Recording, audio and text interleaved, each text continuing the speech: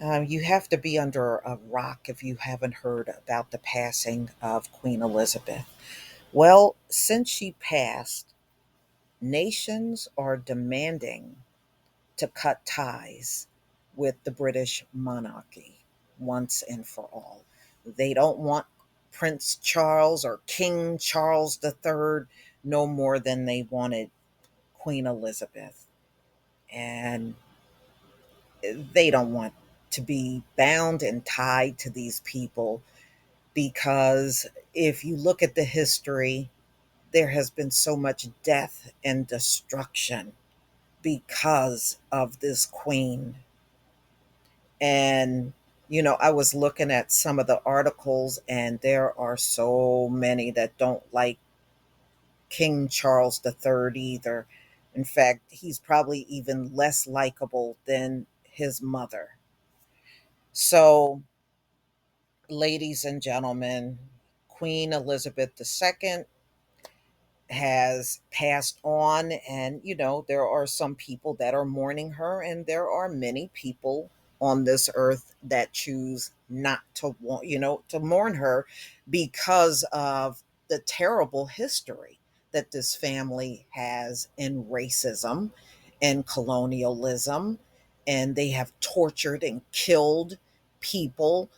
And all they want to do is bury this history, and we're supposed to have some fantasy about the greatness of these folks, and there's no greatness in them at all, nor will there ever be any greatness in these people. I don't see the necessity of having a royal family. It's a bunch of fakery anyway. These folks were hand appointed to the throne. They don't have no real bloodline. The only bloodline they got is the one they're faking up. So, over a dozen countries recognize the late monarch as their head of state, including Canada, New Zealand, Australia, Belize, Jamaica, Tuvalu, Papua New Guinea, and the Solomon Islands, just to name a few. Her death is likely to ignite a debate about her successor, King Charles III, should fulfill that role. Already, there are calls for change. They want to seize this opportunity now that the Queen is gone to break free from the British monarchy. I don't blame them at all. I really don't. Mm-mm-mm. So, of course, you're getting, all of the condolences, and I'm just going to skip over that. Like, I really don't care about all of that. But there are places that are just simply not mourning this queen. In the Caribbean, there's a lot of people that are openly letting you know they are not mourning Queen Elizabeth II at all. Mm-mm. In fact, some of these countries are very much against a royal family being over them. And many of you probably heard the stories from people. And see, many of these folks are still living. They like to get on their high horse and talk about everything a long time ago. That still don't make it right. And many of these folks, their offspring, are still living, that were tortured and had everything stripped away from them, their land taken away. Many of them were made homeless. And the way I see it, no. Why should somebody forgive that? Forgive you for what? What benefit is it other than you get all the benefit in that forgiveness? Oh, the hell with that. So, in the Caribbean, there are very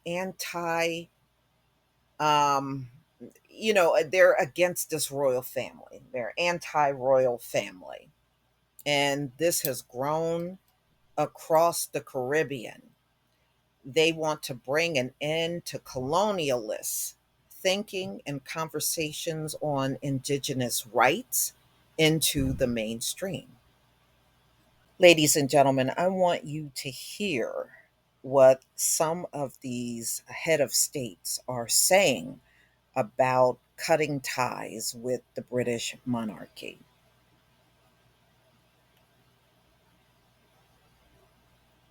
Queen's death reignites calls to cut ties with British monarchy in Australia and other Commonwealth nations. By Siladidia Ray. Topline. A day after Queen Elizabeth II's death, Australian lawmaker Adam Bandt reignited a persistent debate by calling on the country to sever its ties with the British Crown. A sentiment that is expected to gain some support not just in Australia but also in other Commonwealth countries like neighbouring New Zealand and parts of the Caribbean where the UK's monarch serves as the head of state. Key facts.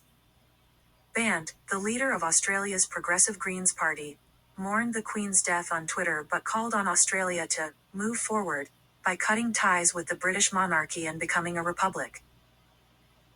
Apart from the United Kingdom, Elizabeth II also served as the head of state of 14 other nations including Australia, New Zealand, Canada, Papua New Guinea, Jamaica and several other island nations in the Caribbean and the South Pacific. Australia last held a referendum on becoming a republic back in 1999, but the measure failed with 55% of voters opposing such a move.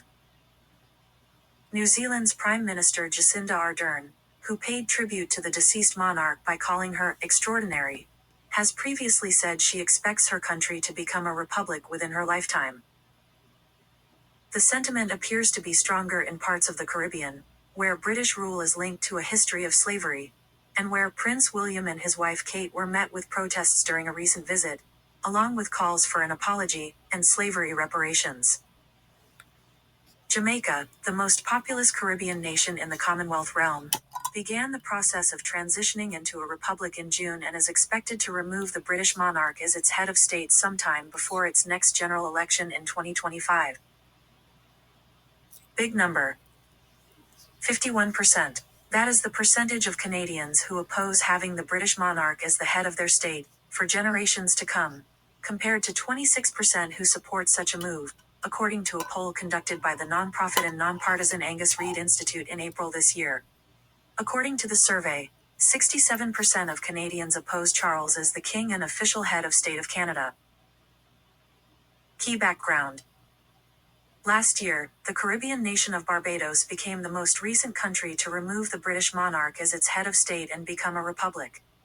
A ceremony marking the transition was attended by the then Prince Charles, who addressed the appalling atrocity of slavery that the Caribbean island faced under British rule. While the deceased queen was popular in parts of the Commonwealth, her son King Charles does not enjoy quite the same level of support. This issue came to head earlier this year at a meeting of the heads of states of the Commonwealth of Nations, a geopolitical association made up of former British colonies and the UK including 36 republics, in Kigali, Rwanda. Some member states questioned the decision that Charles should succeed his mother as the head of the organization following her death. Okay, y'all. Yeah, there are many that they despise Charles. So we'll see what happens because you're talking about all of these nations and they're all rising up together to break ties with Britain.